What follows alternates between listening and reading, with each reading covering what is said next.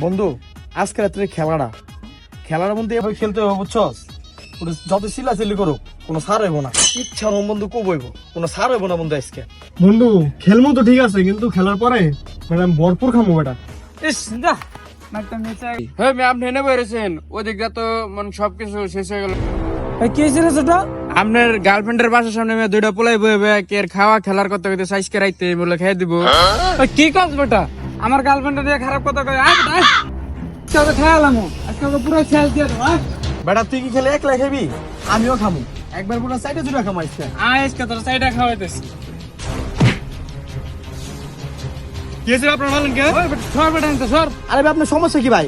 এমন হুটা টান দাম গায়ে হাত তুলেন কি লিগা? গায়ে দিব না কি করবো? হ্যাঁ আমার গার্লফ্রেন্ডের বাড়ির সামনে তুই আমার গার্লফ্রেন্ডে খাইয়া দিবার চাস? তো এত বড় সাহস? আরে ভাই আপনি কি পুরো কথা শুনছেন? আপনি না শুনে আপনার গায়ে হাত তুলতেছেন। মিয়া আজকে আমাদের রাত্রে একটা নাইট টুর্নামেন্ট আছে, এর লিগে কইতেছে টুর্নামেন্টটা জিতলে আমরা ভরপুর খামু, এর লিগে এই কথা কইতেছি। আর আপনি পুরো কথা না শুনে গায়ে হাত তুলতেছেন। মিয়া আপনার লোক তো ভালো না মিয়া, ওই হালা পলাইছে গিয়েছে ওরে ধর, ওরে আজকে মেরে লই।